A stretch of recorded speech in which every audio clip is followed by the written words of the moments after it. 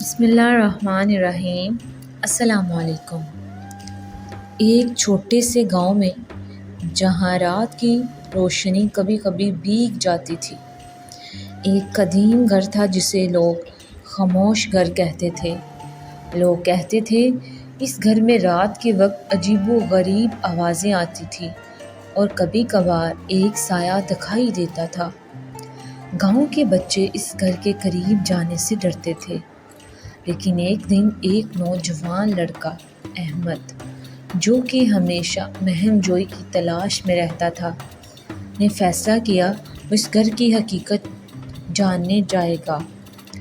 احمد نے اپنے دوستوں کو بھی ساتھ لیا۔ رات کا وقت تھا جب وہ تینوں گھر کے قریب پہنچے۔ چاند کی روشنی میں گھر کی دیواروں پر کالی چھاؤں پڑ رہی تھی اور ہوا میں ایک عجیب سا سکون تھا۔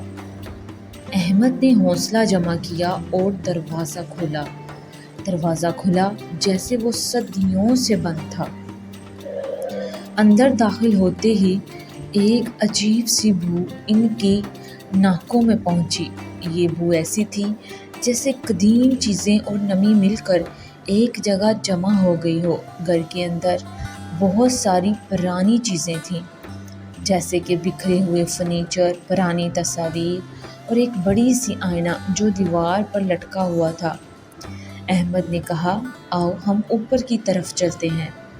فاطمہ نے کہا، مجھے یہاں رہنے میں خوف آتا ہے، لیکن سلیم نے اس کی ہمت بندھائی اور کہا، بس تھوڑا اور آگے چلیں، کچھ نہیں ہوگا۔ وہ اوپر کی منزل کی طرف بڑھے۔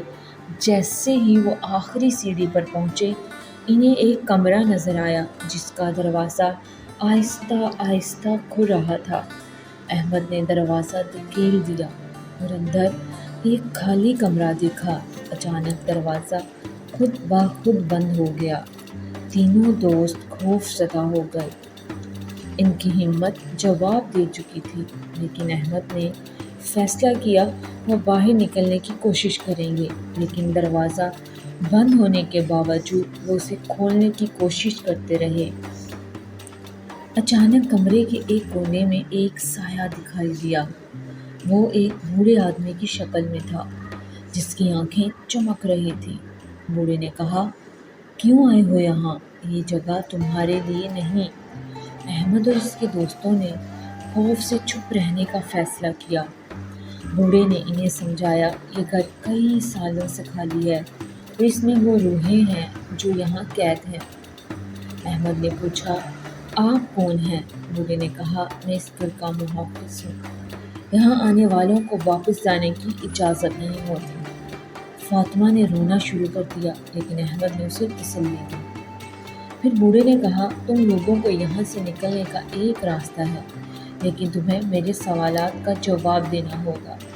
احمد اور اس کے دوستوں نے آپس میں مشورہ کیا اور بوڑھے کے سوالات کا سامنا کرنے کا فیصلہ کیا۔ پہلا سوال تھا، کیا تم نے کبھی کسی کی مدد کی؟ احمد نے بتایا، وہ ہمیشہ دوسروں کی مدد کرتا ہے۔ پھر بوڑھے نے دوسرے سوال کا آغاز کیا، کیا تمہیں دل میں خوف ہے؟ سلیم نے کہا، ہاں، ہمیں خوف آتا ہے، لیکن ہم اس خوف کا سامنا کرنے کے لیے آئے ہیں۔ بوڑھے نے ان کی ہمت کو سراہا۔ تیسرا سوال تھا، کیا تم سمجھتے ہو کہ زندگی کا اصل مقصد کیا ہے؟ فاطمہ نے کہا، زندگی کا مقصد ایک دوسرے کا ساتھ دینا اور محبت پھیلانا ہے۔ بوڑھے نے ان کے جوابات سنے اور مسکراتے ہوئے کہا، تم نے میرے سوالات کے جوابات درست دیے ہیں، اب میں تمہیں واپس جانے کا راستہ دکھاؤں گا۔ اس نے ایک دیوار کو چھوا اور ایک چھوٹا سا دروازہ سامنے آ گیا۔ احمد اور اس کے دوستوں نے شکریہ ادا کیا اور دروازے کی طرف بڑھے۔ جیسے ہی وہ باہر نکلے، انہیں ایک خوشبو محسوس ہوئی، جیسے زندگی کا تازہ ہوا۔ وہ گاؤں کی طرف بھاگی، دل میں خوف کی بجائے خوشی تھی۔ پہنچنے کے بعد انہوں نے فیصلہ کیا اس واقعے کو کبھی نہیں بھولیں گے۔ انہوں نے سوچا، زندگی کی سب سے بڑی حقیقت یہی ہے کہ محبت اور ہمدردی کا چراغ ہمیشہ روشن رہنا چاہیے، چاہے خوف کی تاریخی کتنی ہی بڑی کیوں نہ ہو۔ اگر آپ کو آج کی کہانی اچھی لگی ہے تو میرے چینل زنیشا اسٹوری کو ضرور سبسکرائب کریں اور ویڈیو کو لائک شیئر کریں۔